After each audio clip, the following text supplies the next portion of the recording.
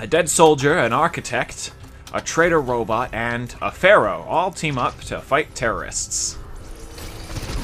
Coming to your screens this summer, a story of true love, dedication, and heroism.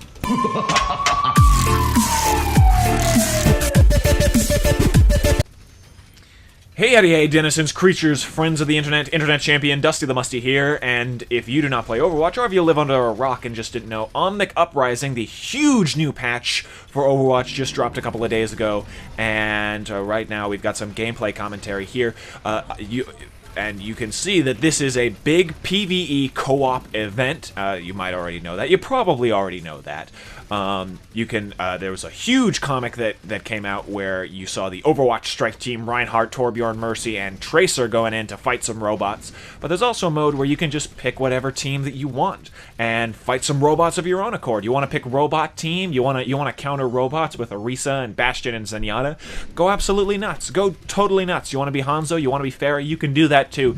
The freedom afforded in this patch is absolutely insane, and I love it.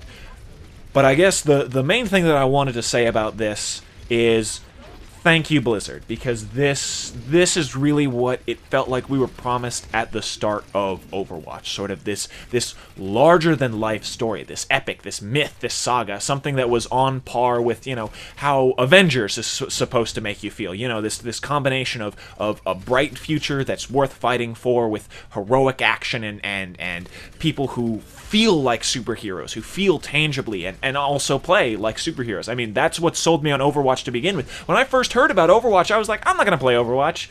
It looks fun, it looks nice, but you know what? I've been playing TF2 for years. There's no reason for me to change. And I saw some of the trailers and I was like, wow, this seems deep. It seems well thought out. It seems like these characters, it feels like superheroes. Looking at combat and the gameplay, it was like, this is how superheroes would fight.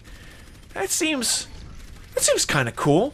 Maybe I'll check this out. And then I played the beta, and I was instantly hooked, and I was forever hooked, and I'll probably play Overwatch for years and years on it, especially as long as Blizzard keeps giving us stuff like the Omnic Uprising. This release is absolutely huge, not just gameplay-wise, but because of it shows that Blizzard has a commitment to tell the story of Overwatch, past, present, and future. That there is a saga, that there is something going on, that there is a reason to be invested. Like this is what Destiny sold people on for years, was like, oh, there's going to be this big story and it's going to evolve and it's going to change.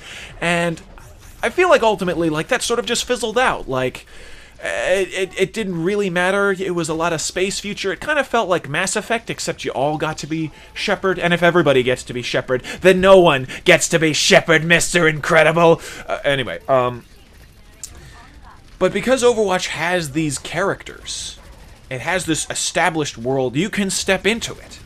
And that they can tell a story that doesn't have to involve, oh, you know, Mr. Fartface 79 is gonna save the galaxy along with all these other chumps in a big friggin' MMO, and can tell the story of these characters that they set up, and then you go into the game, you play the story that they've set up, that they've created, and they just did it here with Omnic Uprising. So kudos to you, Blizzard.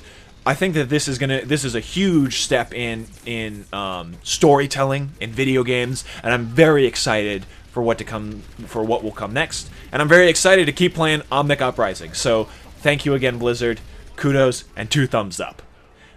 For all of you watching at home, drink your orange juice, eat 3 square meals a day. This has been Internet Champion DustytheMusty, and I'll see you out there. I'll see you next time.